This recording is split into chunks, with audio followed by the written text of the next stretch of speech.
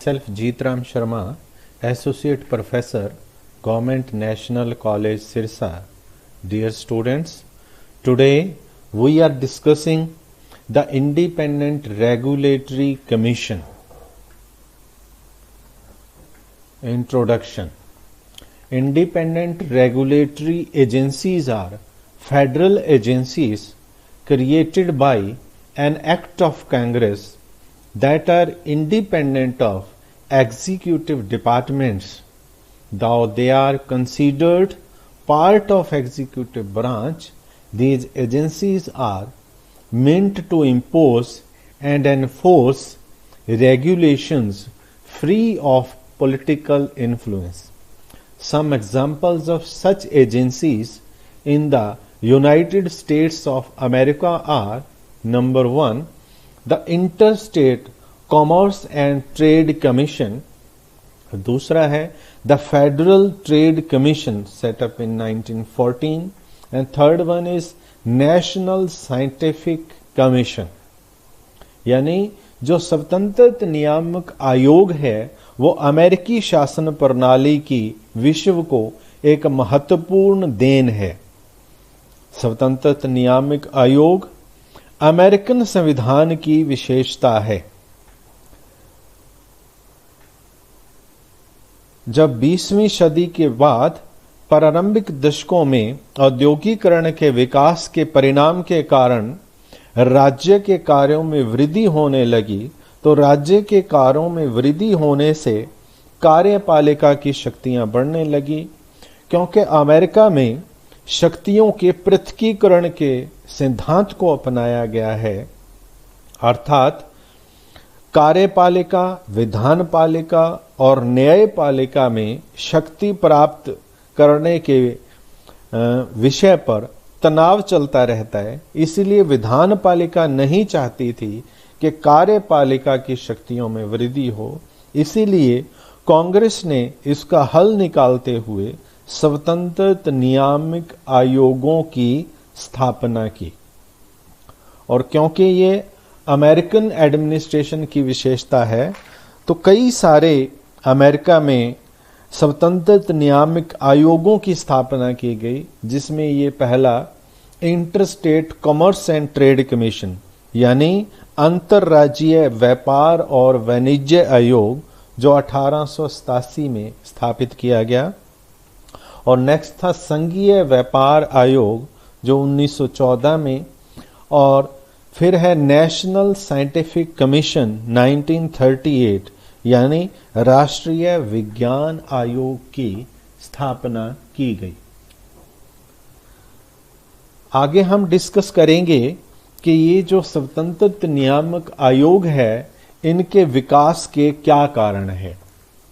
तो following are the major reasons for the growth of IRCs यानी independent regulatory commissions. तो first point है कि IRCs can handle situations arising out of new problems in a better way when compare to other governmental departments. यानी जो स्वतंत्र नियामक आयोग है वो जो नई समस्याओं से उत्पन्न परिस्थितियों का सामना अन्य विभागों से अच्छे तरीके से कर सकता है। कि क्यों कर सकता है ये हम आगे भी डिस्कस करेंगे। मैं यहां भी बता दूं क्योंकि ये अर्ध न्यायिक और अर्ध प्रशासकीय कार्य भी करता है। ये उन नई सिचुएशंस पर नियंत्रण कर सकता है, उसकी जांच कर सकता है और उनको सजा भी दे सकता है, क्योंकि ये जो स्वतंत्र नियामक आयोग है उनको न्यायिक अर्ध न्यायिक कार्य भी सौंपे गए हैं। और दूसरा पॉइंट हम इसकी ग्रोथ का कह सकते हैं, assigning a vested era to each commission focuses on a single problem that fixes the problem. यानी ये जो स्वतंत्रता आयोग है उनको एक विशिष्ट कार्य सौंपा गया है और एक विशिष्ट कार्य पर ध्यान केंद्रित उसका होता है, जिससे वो समस्या का समाधान ठीक प्रकार से कर सकते हैं। और तीसरी जो बात है कि independent regulatory commission has proved to be very beneficial for ensuring healthy and equitable control over economic life। यानी जो अमेरिका जैसे कंट्री का जो इकोनॉमिक लाइफ है, जो आर्थिक जीवन है, वो अच्छे तरीके से चले और इसके लिए इसके ऊपर एक स्वस्थ और न्याय संगत नियंत्रण हो, इसके लिए जो स्वतंत्र नियामक आयोग हैं वो बहुत लाभप्रद सिद्ध हुए हैं। और चौथा कारण जो इनकी स्थापना का है वो है टेक्निकल, यानी the main reason for the establishment of independent regulatory commission is to interest technical works to the expert people. यानी स्वतंत्र नियामक आयोग बहुत सारे तकनीकी कार्य करता है और इसके कारण इन कार्यों की पूर्ति के लिए उसमें विशेषज्ञों को लगाया जाता है और जो विशेषज्ञ हैं वो इस टेक्निकल कार्यों को बहुत अच्छे तरीके से कर सकते हैं। और इस कारण भी जो अमेरिका जैसे कंट्री में वहां पे स्वतंत्र नियामक आयोगों की गिनती बढ़ती चली गई और फिर कुछ नियम बनाने और उन सिद्धांतों के ऊपर जो निर्णय करने का कार्य है वो भी स्वतंत्र नियामक आयोगों को सौंप दिया गया। तो अमेरिका में अंतर्राज्यीय वाणिज्य आयोग की स्थापना सबसे पहले की गई और वो बहुत ज़्यादा सफल हुआ और इसकी सफलता से प्रभावित होकर कांग्रेस सरकार, वहाँ की कांग्रेस ने सरकार में और ज़्यादा नियामकीय आयोगों की स्थापना के लिए प्रोत्साहित हुए और उसके बाद बहुत सारे ऐसे रेगुलेटरी कमीशंस की स्थापना की गई। आगे हम डिस्कस करेंगे कैरेक्टरिस्टिक्स ऑफ आईआरसीज, यानी जो आईआरसीज हैं, इंडिपेंडेंट रेगुलेटरी कमीशंस हैं, उनकी क्या प्रमुख विशेषताएं हैं। तो पहली जो उनकी मेन विशेषता है दैट इज कि it is independence from chief executive, यानी मुख्य कार्यपालिका से स्वतंत्रता। यानी जो स्वतंत्र नियामक आयोग की पहली विशेषता है कि ये आयोग कार्यपालिका से स्वतंत्र होते हैं और ये आयोग अपने कार्यों से संबंधित कोई भी सूचना राष्ट्रपति को नहीं देते। इन आयोगों को अमेरिका के राष्ट्रपति के जो डिपार्टमेंट्स हैं उनसे बाहर रखा गया है। राष्ट्रपति और उसकी टीम का कोई भी सदस्य इन आयोगों की अध्यक्षता नहीं कर सकता। इस प्रकार इन आयोगों को मुख्य कार्यपालिका से स्वतंत्र रखा गया है। इसीलिए इन आयोगों को शीर्षहीन या हेडलेस भी कहा जाता है। मुख्य कार्यपालिका से स्वतंत्र होते हुए भी इन आयोगों पर व्यवस्थापिका और न्यायपालिका का अधिकार है। इन आयोगों की जो स्वतंत्रता का है मतलब हम इस तरीके से समझ सकते हैं कि स्वतंत्र नियामकीय आयोगों पर मुख्य कार्यपालिका का पूरा नियंत्रण नहीं होता, क्योंकि इसके कुछ सदस्यों का कार्यकाल मुख्य कार्यपालिका के कार्यकाल से भी लंबा होता है और मुख्य कार्यपालिका चाहते हुए भी इनके सदस्यों को निकाल नहीं सकती, क्योंकि इनके जो मुख्य कार्यपालिका को इनके सदस्यों को निकालने के लिए आयोग के एक्ट का सहारा लेना पड़ता है और ये स्वतंत्र रूप से कार्य करते हैं। मुख्य कार्यपालिका का कोई भी कर्मचारी आयोग के कार्यों में हस्तक्षेप नहीं कर सकता है। और दूसरा पॉइंट है quasi legislative, quasi executive and quasi judicial functions, यानी ये आयोग अर्ध विधायी, अर्ध कार्यपालिका और अर्ध न्यायिक कार्य करते हैं। यानी जो स्वतंत्र नियामकीय आयोग विभिन्न क्षेत्रों के लिए बनाए जाते हैं, जो भी क्षेत्र आयोग का हो वे अपने कार्य स्वतंत्रता से करते हैं। आयोग पर विभागों की तरह व्यवस्थापिका, कार्यपालिका या न्यायपालिका का नियंत्रण नहीं होता। आयोग अपने क्षेत्र में न केवल सभी प्रशासकीय कार्य करते हैं, अपितु कानून के अंतर्गत कुछ नियम बनाने का कार्य भी इनको दिया जाता है। ये आयोग प्रशासकीय और नियम बनाने के अतिरिक्त कुछ न्यायिक कार्य भी करते हैं, इसलिए इन्हें सरकार का चौथा अंग भी कहा जाता है। जो स्वतंत्र नियामक आयोग हैं वो व्यवस्थापिका द्वारा बनाए गए कानूनों के अनुसार नियम आदि बनाते हैं।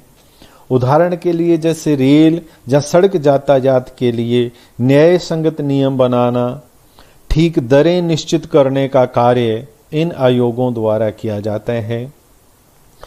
ये नियम या दरें समय अनुसार बदलती रहेंगी और इसके लिए आयोग स्वतंत्रता पूर्वक कार्य करेगा और इस प्रकार से ये जो स्वतंत्र नियामक आयोग है उसका अर्ध कानूनी या लेजिस्लेटिव कार्य है।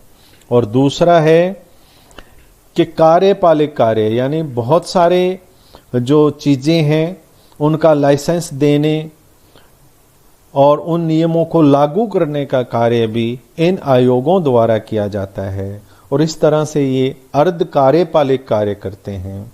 और बहुत सारी जो संस्थाएं इन कार्य को नहीं मानती तो ये आयोग उनके विरुद्ध कानून के अनुसार कार्रवाई कर सकते हैं और इस तरीके से ये आयोग अर्ध न्यायिक कार्य भी करते हैं।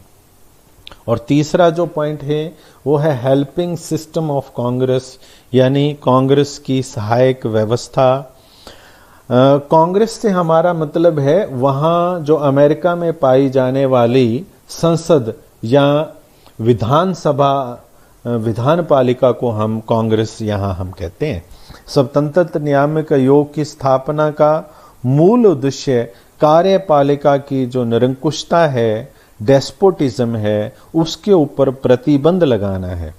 और इसकी एक रचनात्मक प्रवृत्ति भी है क्योंकि ये बहुत सारे वैधानिक कार्य भी संपन्न करते हैं और इसीलिए इसको कांग्रेस की भुजाएं कहा गया है। ये आयोग कांग्रेस के प्रति उत्तरदायी हैं, यानी अमेरिकन संसद के प्रति उत्तरदायी हैं और उन्हीं के अनुरूप ये कार्य करते हैं। ये व्यवस्थापन में कांग्रेस का समर्थन करते हैं और अर्ध विधायकीय कार्यों की वजह से ये आयोग काफी लोकप्रिय हो गए हैं। और चौथा पॉइंट है अकॉर्डिंग टू बोर्ड सिस्टम, यानी बोर्ड प्रणाली के अनुरूप। इसका मतलब है कि इन आयोगों के नियंत्रण की जो व्यवस्था है वो किसी एक आदमी या एक व्यक्ति के पास ना होकर व्यक्तियों के समूह के पास होती है। इस प्रकार ये बोर्ड व्यवस्था के अनुरूप कार्य करते हैं। ये संयुक्त उत्तरदायित्व की भावना से कार्य करते हैं और अपनी रिपोर्ट को संयुक्त रूप से ही प्रस्तुत करते हैं।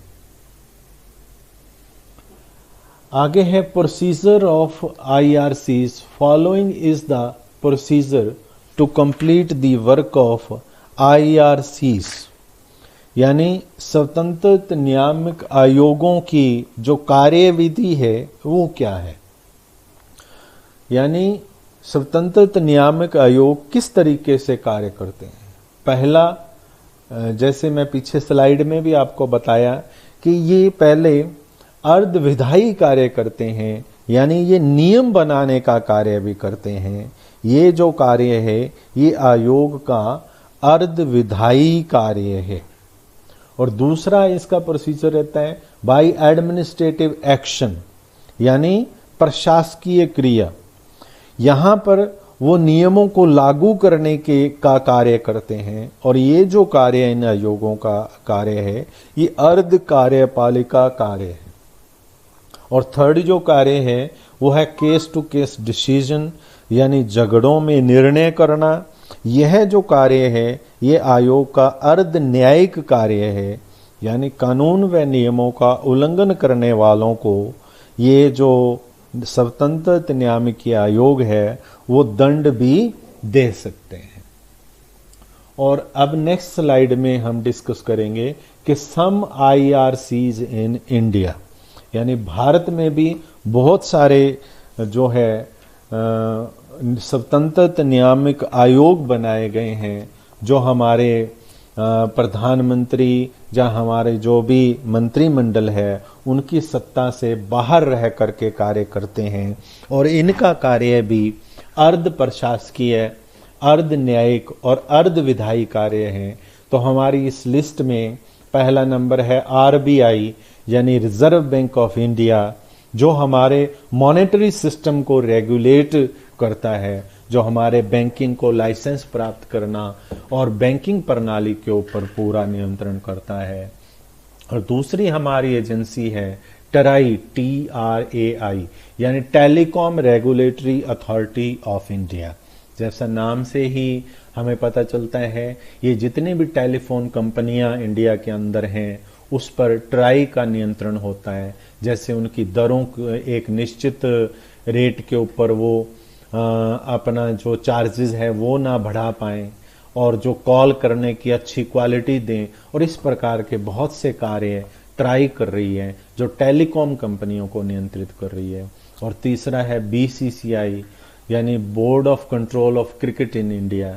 BCCI क्रिकेट के बारे में ऐसे नियामकीय और नियंत्रण के कार्य कर रही है, और ये भी हमारे जैसे अर्ध न्यायिक अर्ध विधायी कार्य करती है। और इसी तरीके से चौथा है BIS यानी ब्यूरो ऑफ इंडियन स्टैंडर्ड्स। ये जो माप तोल के जो डिफरेंट चीज़ें हैं उन पर ये BIS का नियंत्रण होता है। और पांचवा सेबी है, जैसे securities and exchange board of India, यानी सेबी जो होती है वो शेयर बाजार के ऊपर नियंत्रण रखती है। यानी कोई भी कंपनी के अगर शेयर बहुत ज़्यादा बढ़ रहे हैं या घट रहे हैं, सेबी उसके ऊपर निगाह रखती है, नियंत्रण रखती है, उसकी उस पर्टिकुलर शेयर की ट्रेडिंग वो बंद भी कर सकती है। उसी तरीके से हमारे पास टोटल ऐसे 21 के लगभग IRCs हैं इंडिया में। और छठा है हमारा IRDA यानी insurance regulatory and development authority of India, and similarly NHB national housing bank. और एट्थ वन इज CBFC यानी central board of film certification, यानी ये फिल्मों के ऊपर नियंत्रण रखता है। जो हमारी जो फिल्म है उनको सर्टिफिकेट जैसे A ग्रेड देना, किसी को B, या उनके ऊपर जो भी ऑब्जेक्शनेबल सीन्स हैं उनको कट वगैरह करना, ये इनका कार्य है। और नाइन्थ वन इज FSSAI यानी food safety and standards authority of India. ये हमारे जो पैकेजिंग वाले फूड हैं, जो और खाने पीने की चीज़ें हैं, उसके ऊपर नियंत्रण रखती है। एंड टेंथ इज ASCI यानी advertisement standards council of India. ये भी हमारी एक तरीके की IRCs है, स्वतंत्र नियामक आयोग है। और इस प्रकार हमारे इंडिया में भी लगभग 21 के करीब IRCs यानी इंडिपेंडेंट रेगुलेटरी कमीशंस हैं। और इसके साथ ही जो आज का हमारा टॉपिक था वो ख़त्म हुआ। Thank you very much. Thank you very much.